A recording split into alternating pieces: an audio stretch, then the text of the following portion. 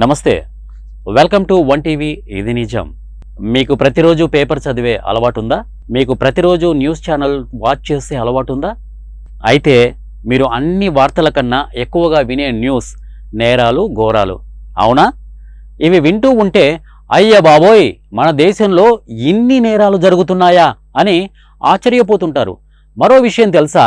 ప్రపంచంలో టాప్ 10లో అత్యధిక నేర చరిత్ర కలిగిన మొదటి దేశం వెనిజులా, చివరి దేశం జమైకా. ఇది నిజం. కానీ ప్రపంచవ్యాప్తంగా ప్రతి సంవత్సరం ప్రతి దేశం వార్షిక నేర శాతం రిపోర్ట్ ఇస్తుంటారు. ఈ రిపోర్టును ఏ విధంగా తయారు చేస్తారు?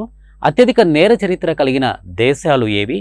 ఇది నిజంలో ఈ సమాచారాన్ని తెలుసుకుందామా మరి? రైట్.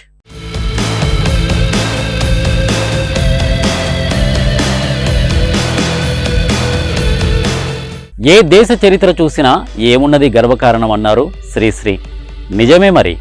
పేదరికం, నిరుద్యోగం, రాజకీయ అనిశ్చితి, అవినీతి, హత్యలు, మాదక ద్రవ్యాలు, మనీ లాండరింగ్ ఎక్సెట్రా లాంటి సమస్యలు ఉన్న చోట నేర ప్రవృత్తి ఎక్కువగా ఉంటుంది.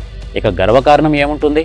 అయితే నేర ప్రవృత్తిని అంచనా వేయడానికి ఆయా దేశాల్లో పాటించే సూత్రం మొత్తం నేరాల రేటును మొత్తంగా నివేదించబడిన జనాభాతో నేరాల సంఖ్యను విభజించి ఆపై వచ్చిన ఫలితాన్ని లక్షతో గుణించడం ద్వారా పర్సంటేజ్ను కౌంట్ చేస్తారు. ఈ శాతం ఒక దేశం నుండి మరో దేశం వరకు మార్పు చెందుతూ ఉంటుంది. రిపోర్ట్ అన్నది కొన్ని అంశాల ప్రభావంతో ముడిపడి ఉంటుంది. ఉదాహరణకు అధిక స్థాయి పేదరికం నుండి నిరుద్యోగం, విద్య, వైద్యం లాంటి అంశాలను బట్టి నేర శాతం ఆధారపడి ఉంటుంది.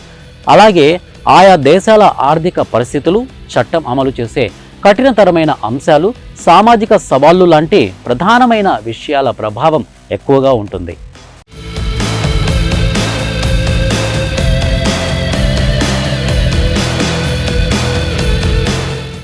అవినీతి, ఆర్థిక సవాళ్లు, సామాజిక సమస్యల వంటి కారణంగా ప్రపంచంలో అత్యధిక నేర ప్రవృత్తి కల తొలి దేశం వెనిజులా.